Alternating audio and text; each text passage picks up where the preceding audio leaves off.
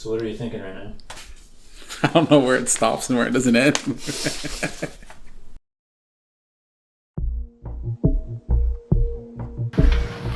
If you're going to avoid boredom as an adult, you have to learn to face it as a child. See, the boredom pushes you into your own imagination. And I don't see these children being pushed into their own imagination because always there are toys there. And to be alone is very important, is essential for the child's creativity, because this makes him ponder, and then he faces his boredom, and then he has to think of other things. And this presses him to use his imagination on a deeper level. Now, perfection never develops into creativity. What does develop into creativity is the deeper struggle toward perfection, but not perfection itself. Creativity comes out of the facing of difficulty, and I would even go so far as creativity comes out of the facing of suffering.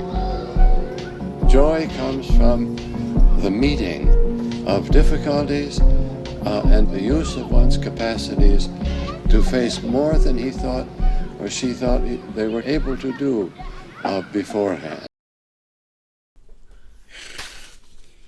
Does it keep going? It can kind of keep going. You finished it. Did I? Yeah. Unless you wanted to read it again.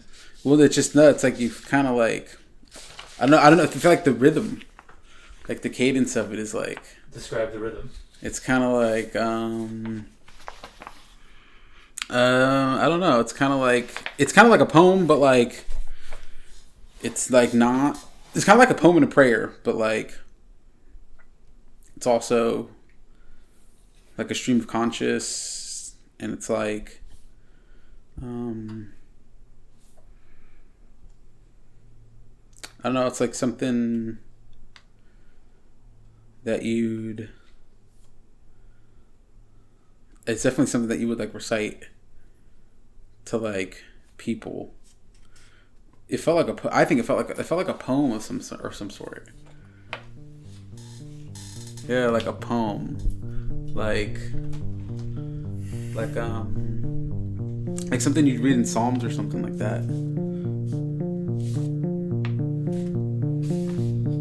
Wait, no, there is more, isn't there? That there are forces that are operating on you at an unconscious level that determine, for example, the direction of your attention. So, for example, you know how sometimes you'll read something and it'll really grip you, and then you read something else and you can't even concentrate on it. And you might say, well, I need to concentrate on this boring thing, because an exam depends on it, or a promotion, and there's just no damn way. You're reading it and your attention flits all over the place, and you're undisciplined and all that.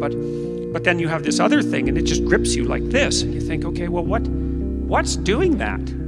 It's not your will, because your will would be the thing that would allow you to concentrate on whatever you chose to concentrate on. It's something underneath your will that's actually directing your attention. And you could say, well, it's random, but of course it's not. It's maybe random if you have a serious case of schizophrenia, and I think in some sense that's actually the definition of schizophrenia, but it's not random if you're a functioning human being. The thing that grips your attention and directs it to one place or another is something it's a deep instinct. It's a manifestation of what Jung called the self, which is a very interesting idea. So Jung thought, it's such a cool idea, he thought that the mechanism that directed your attention in the present was your future self attempting to manifest itself in the present world. So you might say, well, you have a potential, and that potential is what you could be in time.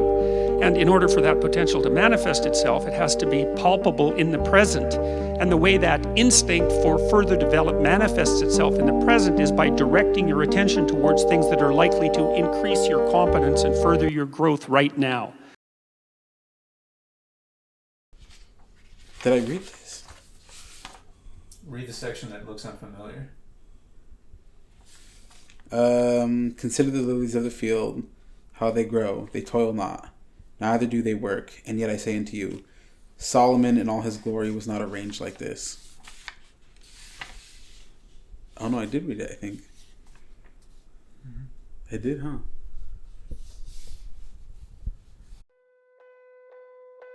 When you understand God fear, you unfold to wisdom. And life is no longer something to solve, but experience.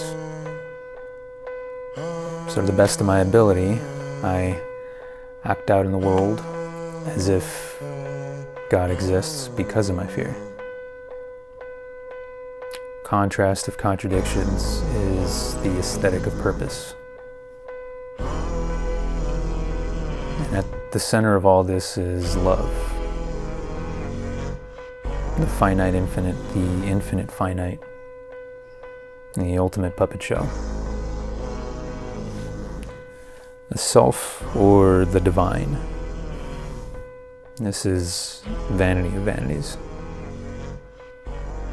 Vanities of vanity.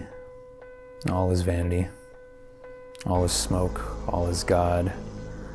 All is me. All is neurotic. All is narcissism. All is death. All is rest. All is life. All is work. All is high. All is low. As above, so below.